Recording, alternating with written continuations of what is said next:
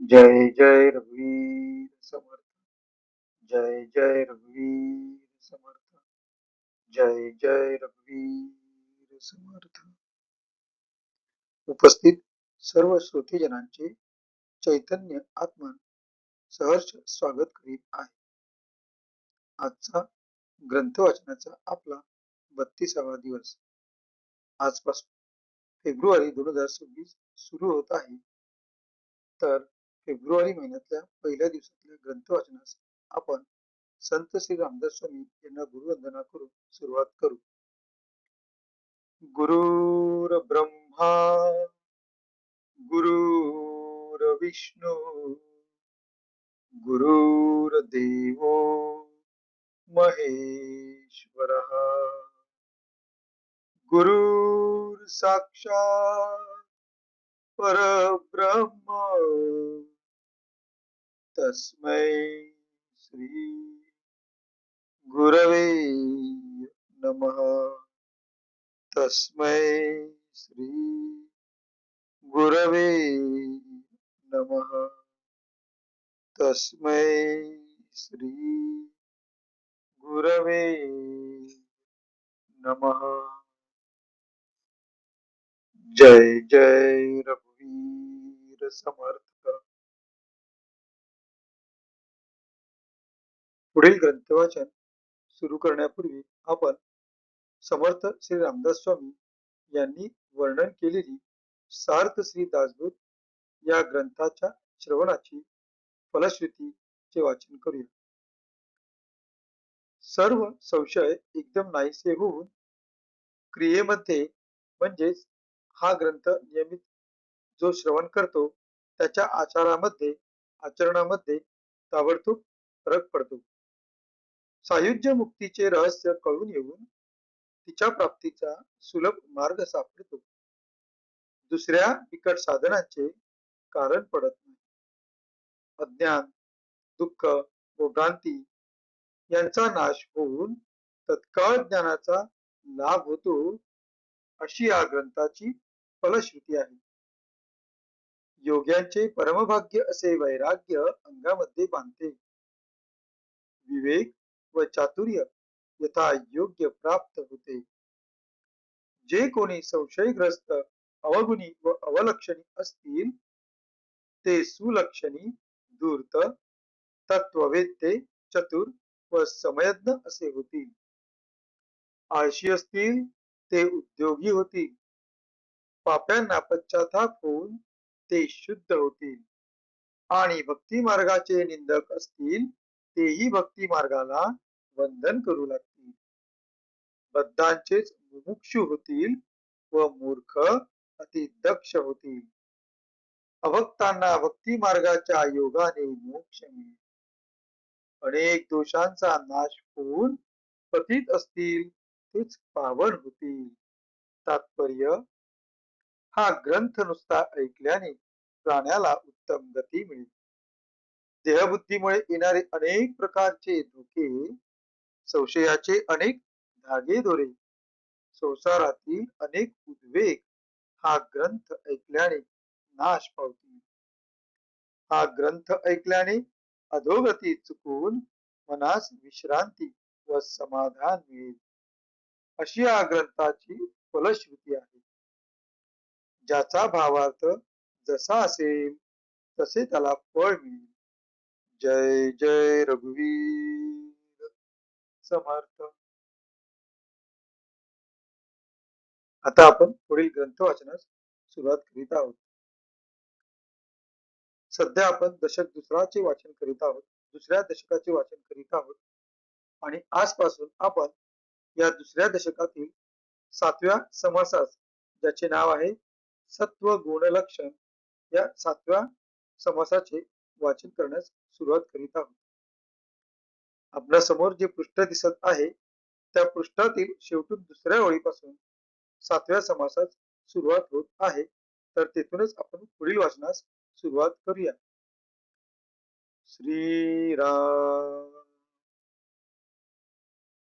मागा बोलिला तमोगुण, जो दुःखदायक दारुण, आता ऐका सत्वगुण, परम दुर्लभ जो भजनाचा आधार, जो योगियांची थार, जो निरसी संसार दुःख मूळ जो, जेणे होय उत्तम गती मार्ग फुटे भगवंती, जेणे पाविजे मुक्ती सायुज्यता ते, जो भक्तांचा ओवसा, जो भवार्न विंचा भरवसा, मोक्ष लक्ष्मीची दशा तो सत्वगुण, जो परमार्थाचे मंडन, जो महंतांचे भूषण, रजतमाचे निरसन जयाचेनी, जो परम सुखकारी, जो आनंदाची लहरी, देऊन या निवारी जन्म मृत्यू, जो अज्ञानाचा सेवट, जो पुण्याचे मूळपीठ, जयाचेनी सापडे वाट परलोकाची, ऐसा हा सत्वगुण देही उमटता आपण, तये क्रियेचे लक्षण ऐसे असे, ईश्वरी प्रेमा अधिक प्रपंच संपादी लौकिक, सदा सन्निध विवेक तो सत्वगुण, संसार दुःख विसरवी भक्ती मार्ग विमळ दावी, भजन क्रिया उपजवी तो सत्वगुण. जय जय रघुवीर समर्थ. आज आपण 1 ते 10 या ओळींचं वाचन केलेलं आहे. पुढील ओळींचं वाचन आपण पुढील समासात करू. आता पुढे आपण 1 ते 10 या ओळींचा मराठीतील अर्थ पाहूया. या पृष्ठावरील अगदी शेवटच्या ओळीपासून 7व्या समासास सुरुवात होत आहे, तर तिथूनच आपण त्याचा मराठीतील अर्थ वाचण्यास सुरुवात करूया.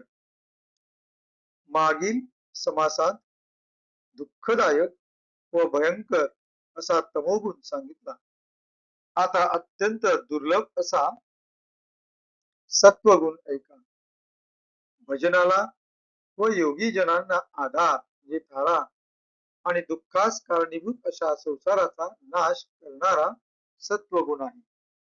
दुःख मूळ संसाराची हा निरसन करतो. ज्याच्या योगाने यम गत्वा न निवर्तन्ते अशी अविनाशी उत्तम गती मिळते, भगवंताच्या मार्गात प्रवेश होतो म्हणजे देवाकडे जाणारा मार्ग दिसतो आणि सायुज्य मुक्ती मिळते, तो हा सत्वगुण, जो भक्तांचा रक्षक आधार हो असा भवसमुद्रातून तारून जाण्याचा आश्रय, क्षमा असावी, भवसमुद्रातून तरून जाण्याचा आश्रय म्हणजे नौका, भवसागरातून पार जाणे याच्या भरोशावर शक्य असते आणि मोक्षलक्ष्मी प्राप्त होण्याचे चिन्ह म्हणजे मोक्षलक्ष्मीचे बाह्य चिन्ह असा हा सत्वगुण आहे. परमार्थाला दुजोरा देणारा, मंडन पोषक, महंतांस भूषणभूत, रजतमांचा नाश करणारा असा हा सत्वगुण आहे, जो अत्यंत सुखकर असून चित्तांत आनंदाच्या लहरी म्हणजे उर्मी उठविणारा व जन्म मृत्यू भय नाहीसे करणारा असा हा सत्वगुण आहे. सत्वगुणामुळे अज्ञान संपते. तो पुण्याचे उगमस्थान आहे आणि याचे योगाने परलोकास जाण्याचा सुलभ मार्ग म्हणजे परमार्थ मार्ग मिळतो. असा हा सत्वगुण देहांत प्रकट झाला असता त्याची लक्षणे कशी असतात, त्या पुरुषाची वागणे कशी असते ते आता सांगतो. सत्वगुणांचे मुख्य लक्षण असे की 4 लोकांप्रमाणे बाह्यतः प्रपंच करीत असताना परमेश्वराच्या ठिकाणी अतिशय प्रेम असते. प्रारब्ध युगाने प्रपंच असला तरी प्रापंचिक कार्य लौकिकापुरतेच जरुरी पुरते 4 लोकांप्रमाणे करीत असतो आणि त्याचा आत्मानात्म विवेक म्हणजे विचार सदा जागा असतो. सत्वगुण संसार दुःखाचा विसर पाडतो, निर्मळ भक्ती मार्ग दाखवितो आणि हातून भजनादी कार्ये घडवितो. जय जय रघुवीर समर्थ. या पुढील पोह्यांचे वाचन आपण पुढील भागात पाहूया. आता आपण संत शिरोमणी श्री रामदास स्वामी यांना वंदन करून आजच्या भागाची सांगता करूया. शुका सारिके पूर्ण वैराग्य जाचे, शिष्टा परिज्ञान योगेश्वराचे, कवी वाल्मिका सारिका मान्य ऐसा, नमस्कार माझा सद्गुरु रामदासा. जय जय रघुवीर समर्थ. उपस्थित सर्व श्रोत्यांचे फार फार आभार. धन्यवाद. भेटू पुढच्या भागात. जय जय रघुवीर समर्थ.